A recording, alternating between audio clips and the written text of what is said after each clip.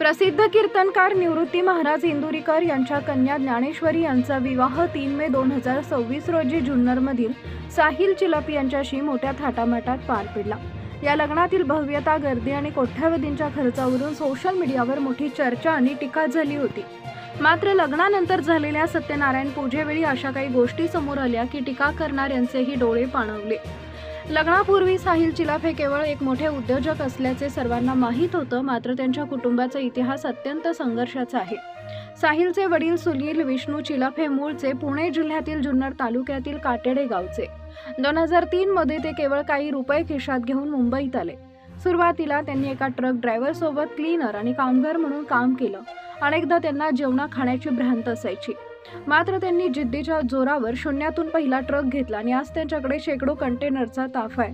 500 ते 700 कोटींची मालमत्ता असूनही हे कुटुंब आजही आपल्या वारीच्या परंपरेला आणि आध्यात्मिक मुळांना विसरलेले नाही। साहिल स्वतः उच्च शिक्षित इंजिनियर असून त्यांनी वडिलांचा व्यवसाय आधुनिक पद्धतीने विस्तारलाय। या सोहळ्यात सर्वात भावनिक क्षण तो होता जेव्हा इंदुरीकर महाराज आपल्या मुलीकडे पाहून ढसाढसा रडले। त्यांनी भर सभेत हात जोडून आपल्या मुलीची माफी मागितली। यामागील कारण सांगताना महाराज म्हणाले की जेव्हा माझी मुलगी अवघी 3 महिन्याची होती तेव्हा मी आणि माझी पत्नी कीर्तनाच्या सुपारीसाठी बाहेर गेलो होतो। तिला शेजाऱ्यांकडे सोडून आम्ही समाज प्रबोधनासाठी निघालो।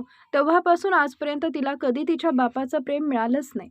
माझी मुलं कधी मोठी झाली हे मला कामाच्या व्यापारात कळलंच नाही।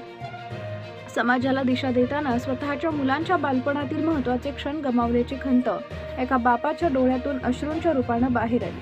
हा विवाह केवळ 2 श्रीमंत कुटुंबांचं मिलन नव्हता, तर तो 2 संस्कारक्षम कुटुंबाचा संगम होता। इंदुरीकर महाराजांनी केवळ संपत्ती न पाहता मुलाचे संस्कार आणि विठ्ठल भक्ती पाहूनच हे स्थळ निवडलं होतं। या घटनेतून हे शिकायला मिळते की कितीही मोठं झालं तरी आपली मुळं विसरू नयेत आणि यश मिळवताना आपल्या कुटुंबाला द्यायचा वेळ कधीही कमी पडू देऊ नये। आज टीकेची जागा कौतुकानं घेतली असून एका संघर्षातून उभे राहिलेल्या मराठी तरुणाचं सर्वत्र कौतुक होत आहे।